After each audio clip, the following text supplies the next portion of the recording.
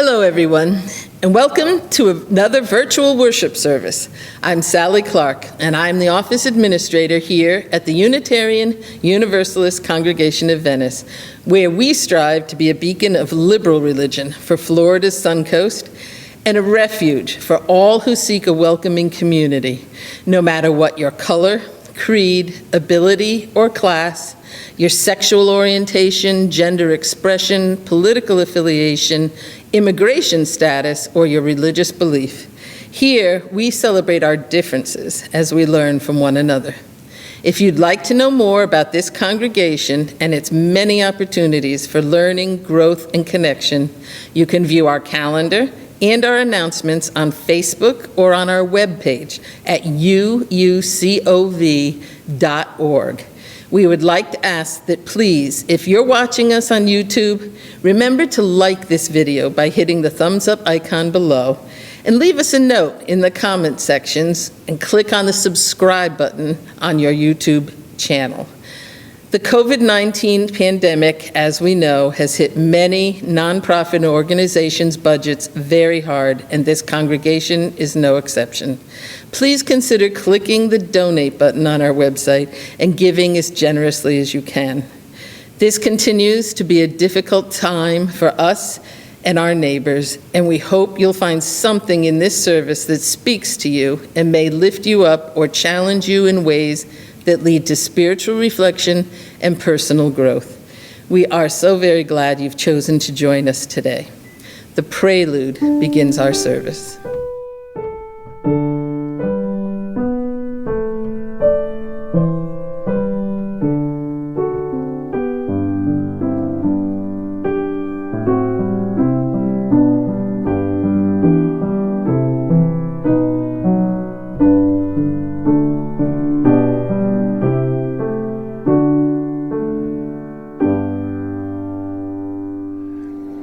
Quick reminder that October is LGBTQ History Month. National Coming Out Day was last Sunday, October the 11th. Coming out is something to be celebrated. A closet is an awful, awful place to live. Transgender Day of Remembrance will be November 20th, and World AIDS Day is December 1st. Our Shout group is planning recognitions of these in coming weeks. Our call to worship comes today from the Reverend Jessica Purple Rodella, minister of the Grand River Unitarian Congregation of Kitchener, Ontario. Listen. Listen to the silence. Listen to the wind. Listen to the stars. Listen to the trees. Dance to the beat of your neighbor's heart and to the rhythm of your childhood dreams. Sing and hum a wordless song to the tune of your own rushing blood. Pray with a fever that makes you sweat through February and with a fervor that gives you chills in July. Shout your prayer like a howl till the sound of your soul touches clouds and haunts the moon. Come, let us howl our hallelujahs. Let us sing and pray and celebrate.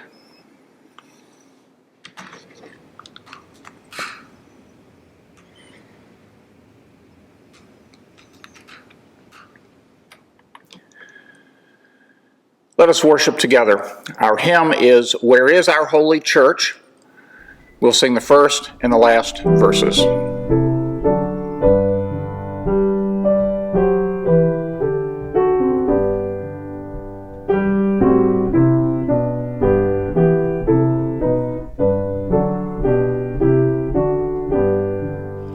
Where is our holy church, where race and class unite, as equal persons in the search for beauty, truth, and right?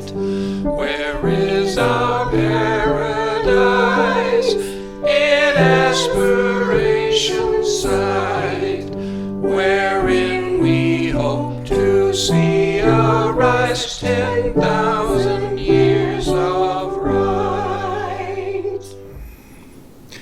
children have their own religious education class by Zoom each Sunday at 10 a.m.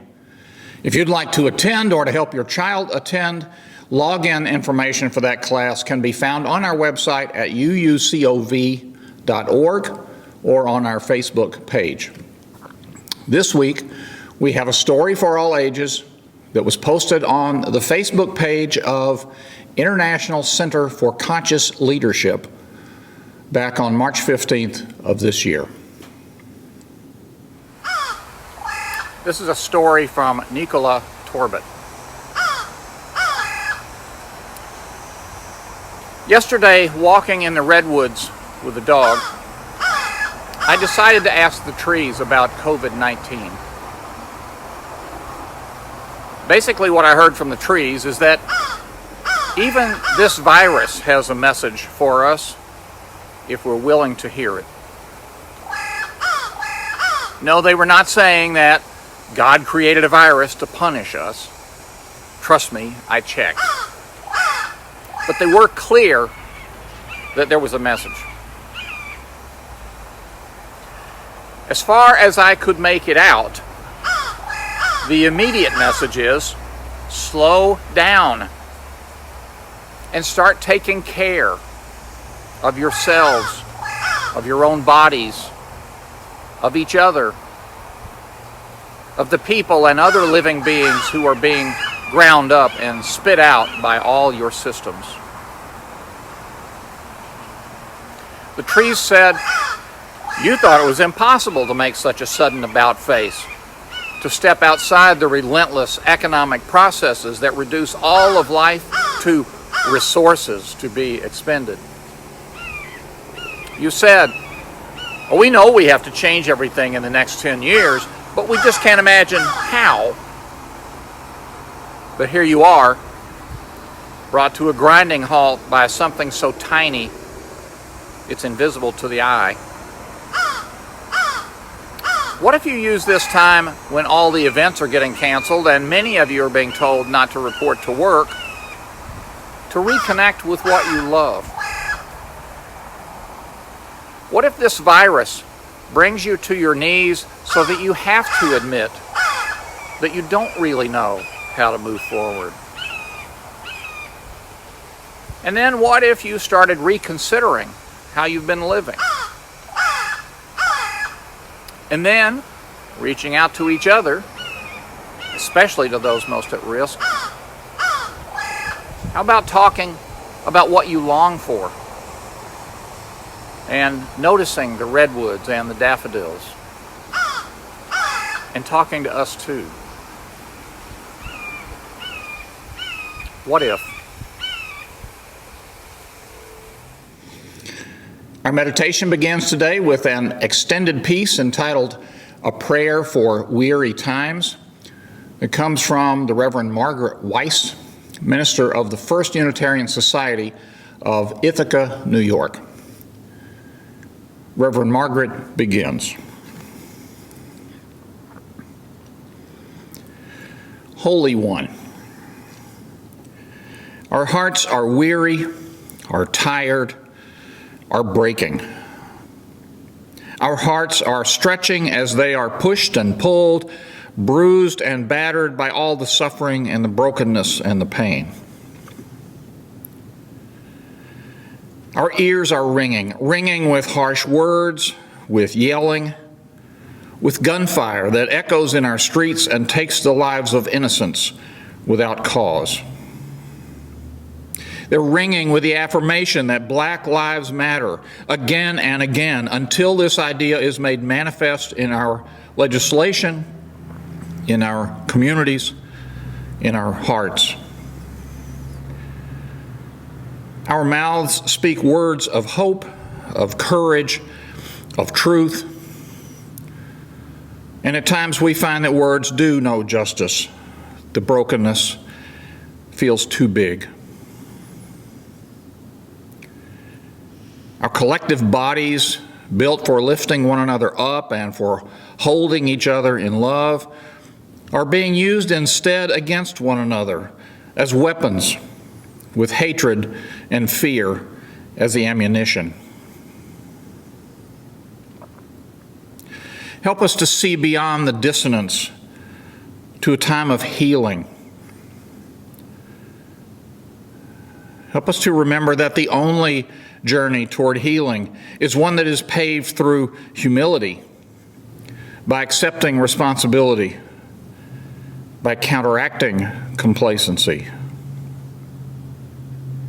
Remind us over and over again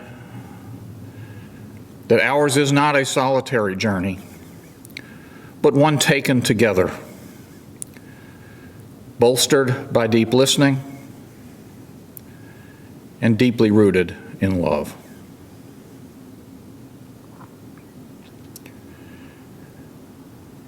We lift up those in this community who face change, challenge, or loss today as we hold within our hearts all who suffer.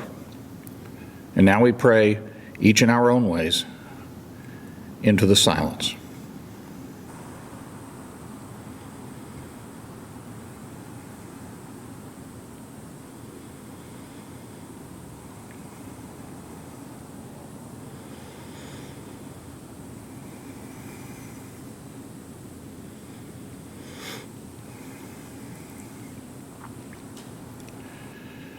The hopes of this community are offered forth in the names of all those who've gone before and in the names of all those who will come after, in the names of all the helpers of humankind.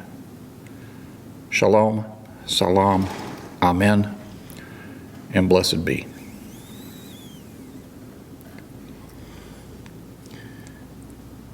Our interlude is a composition by Darwin Wolford entitled simply Peace.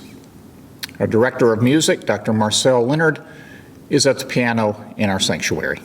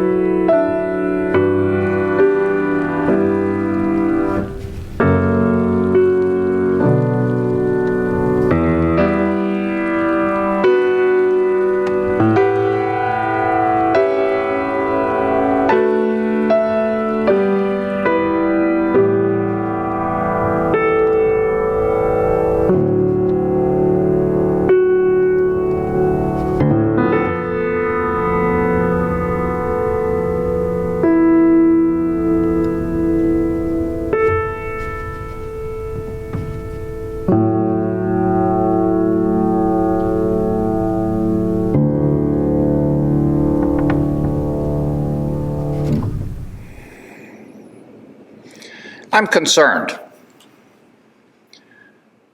Concerned that coming out of this coronavirus pandemic, I might have lost a step or two in some areas. Maybe you'll know what I'm talking about when I explain a little more. I don't mean physically I've lost a step necessarily. Of course, with all the staying indoors and not exercising and sitting around all day depressed and sulking and feeling sorry for myself, though, that's undoubtedly worthy of concern. I don't even mean mentally losing steps, really. Like a lot of us, I've had some time to read some things and learn some stuff. So my mind certainly is staying active through all this pandemic enforced downtime. No, I really mean relationally, communally, socially.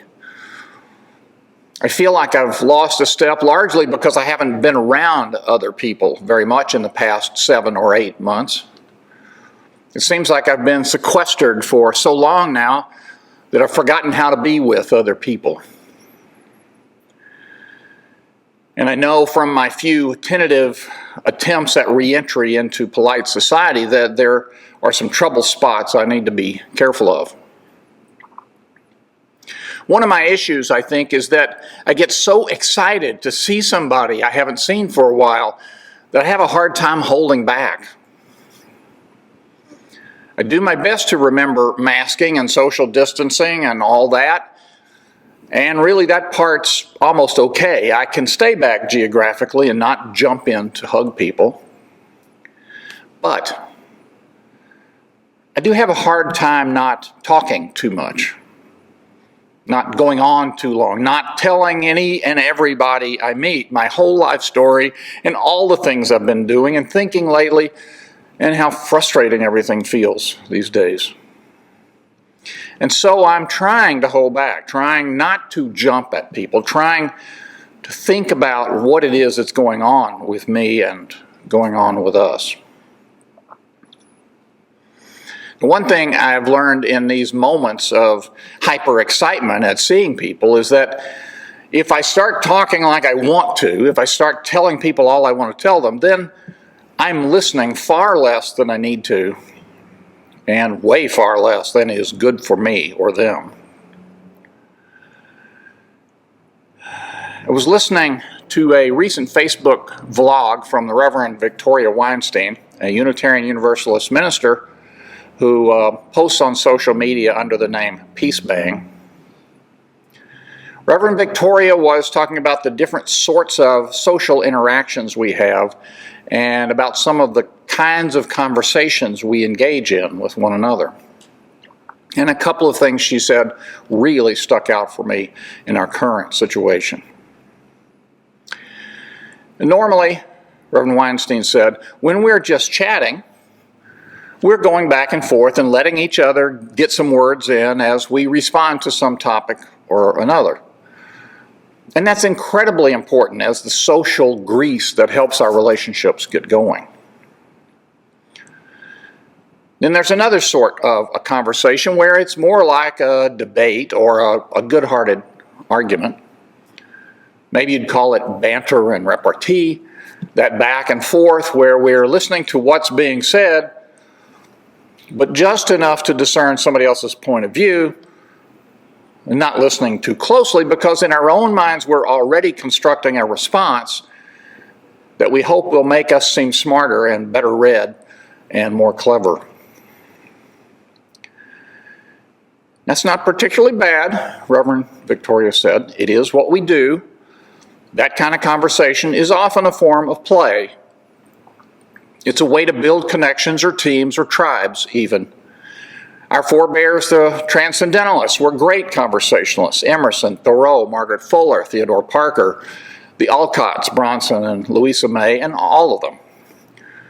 Margaret Fuller even started women's salons around Boston and elsewhere that would follow the conversationalist model and intended to teach many women of the time to think aloud, drawing them into the deeper conversation in the culture. Now, I myself enjoy these kinds of conversations.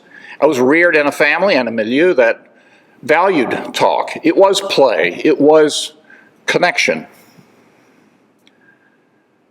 When you get beyond play and connection, though, verbal jousting can sometimes become more aggressive and a way to establish a hierarchy of sorts.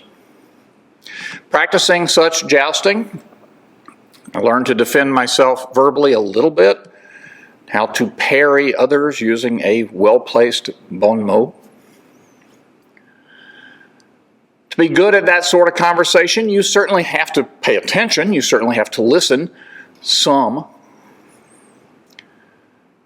But listening at that level alone will very often leave you with only a cursory understanding of the other people involved. That's not saying it's bad Let's just saying it doesn't lead to the kind of conversation and connection that I've learned I've needed through this extended period of difficulty and social distance.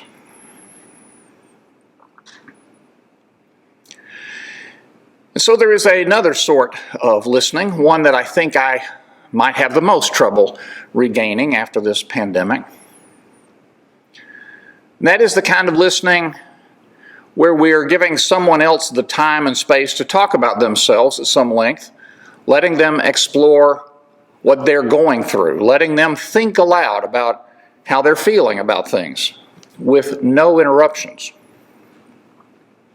I've heard this called pastoral listening, this giving someone the room to talk about what's going on for them without any fear of judgment, possibly without any response at all, unless they ask for it. Pastoral listening holds open the possibility of allowing each of the participants in that conversation an experience that doesn't happen much at all in everyday life. It can be an encounter with something you might call, for lack of a better term, holy. For the listened to, it can offer a chance to lay out what you've been thinking and feeling and going through in a particularly hard time. For the listener, it may be a chance to pull back a little bit, to set aside one's own concerns and to get oneself out of the way. I know it might sound strange.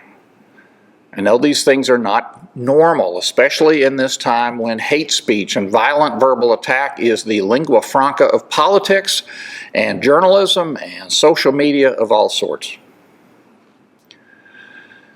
But paraphrasing Reverend Weinstein, nobody ever teaches us these skills, but it gets us out of I'm right and you're wrong, away from my ego and my agenda, and into a place where things can happen and where whole layers of creativity can open up.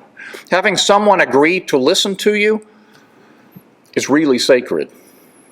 And being invited into that space where you have the opportunity to listen deeply to someone else is also something that just doesn't happen in this society very often, and thus can feel quite holy. Try it sometime. Try both sides of it, the listening and the speaking without interruption. If one can be healed by being heard, and I believe they can, she said, then perhaps one can also be healed by listening in a certain way.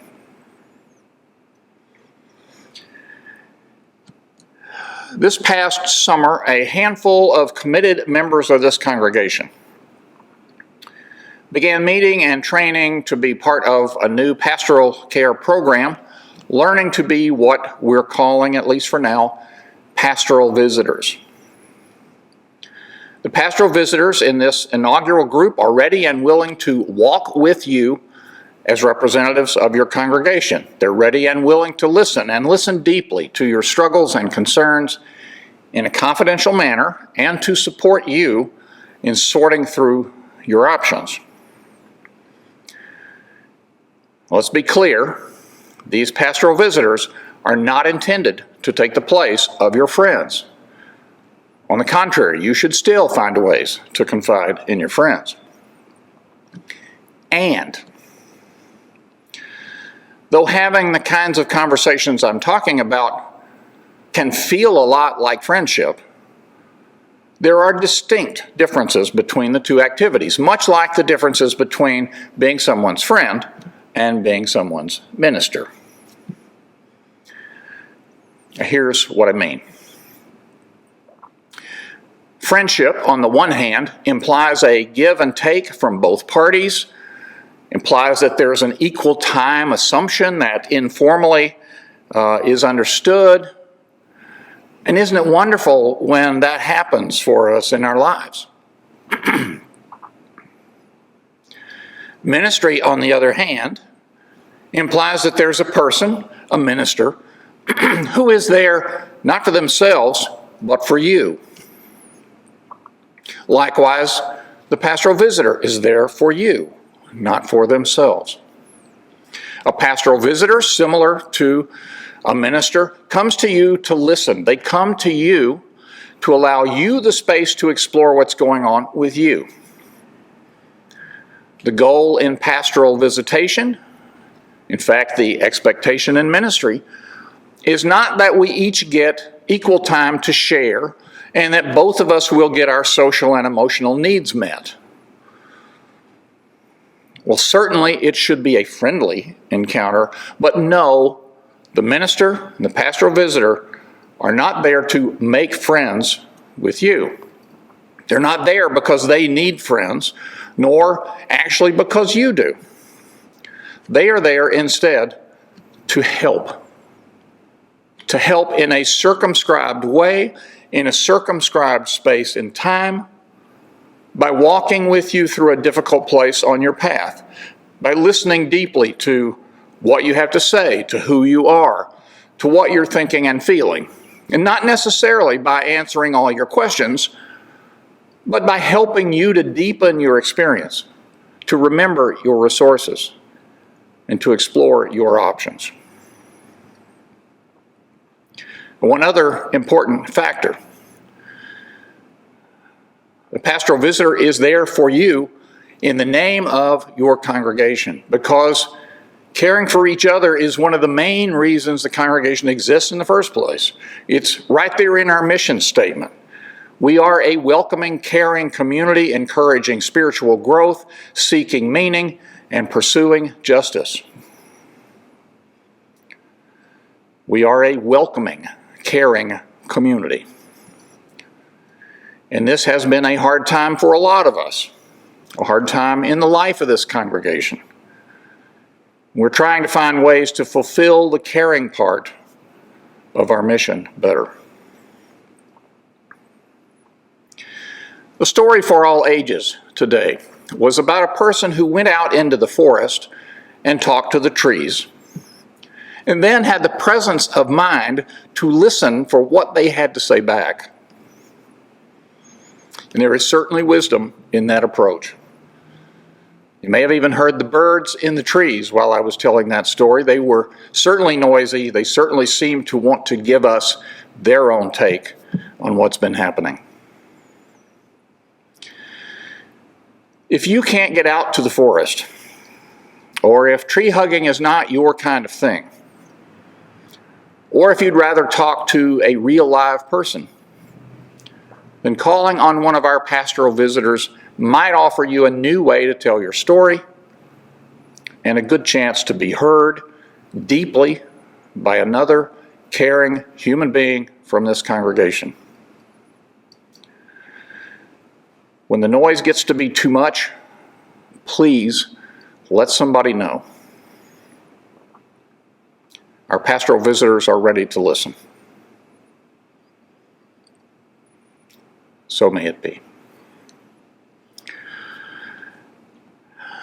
Our hymn is "Now Sing We of the Brave of Old."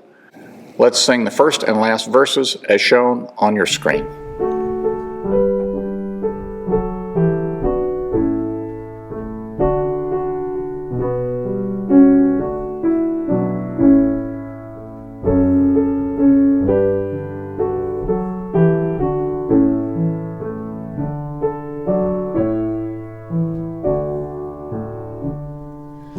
Now sing we of the brave of old, who would not sell themselves for gold, yet left us riches manifold.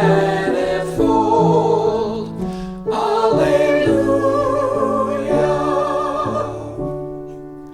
Who long the world's old sorrows bore, and toiled and loved and suffered sore, and being dead live evermore. Alleluia.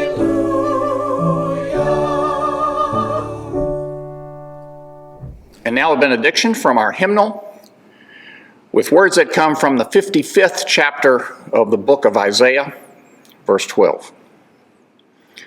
For you shall go out in joy and be led back in peace. The mountains and the hills before you shall burst into song, and all the trees of the field shall clap their hands.